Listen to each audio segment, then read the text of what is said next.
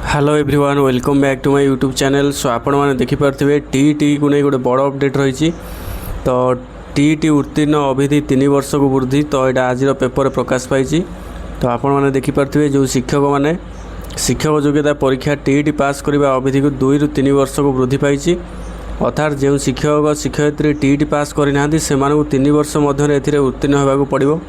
तो जो मैंने कि टीईटी पास करना तो से टाइमिंगटा बढ़ाई दि जाएगी आउरी से टाइमिंगटा 3 वर्ष कर दि जाएगी। एने विद्यालय गणशिक्षा विभाग पक्षर प्राथमिक शिक्षा निर्देशक चिठी लिखि अवगत कर देखिपे सर्वोच्च न्यायालय देशर समस्त शिक्षक टीईटी पास करने बाध्यतामूलक कर। तेणु टीईटी पास करने अवधि 2 ରୁ 3 वर्ष को वृद्धि कर। तो पूर्वर यहाँ 2 वर्ष था 3 वर्ष को वृद्धि कर।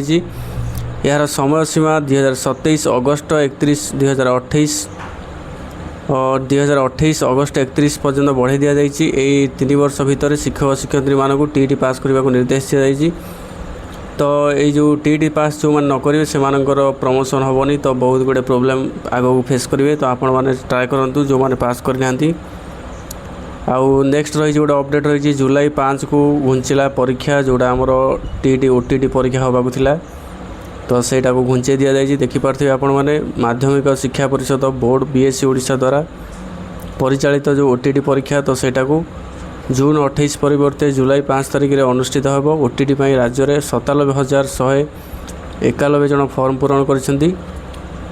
टोटाल केन्द्र होती देखिपे 311टा केन्द्र रही। जेहेतु गोटे दिन में रोचे आपण मानकर आरआई एग्जाम रोचे सहित अमीन एसएफएस आईसीडीएस यह सब एग्जाम रोचे जून 28 रे। तो बहुत गुड़े कैंडिडेट्स से परीक्षार वंचित होबार थिला। तो से कौन करागला ना एक्सटेंड कर दिगला आपंकर ओटीटी एग्जामटा को जोटा कि जुलाई 5 हम।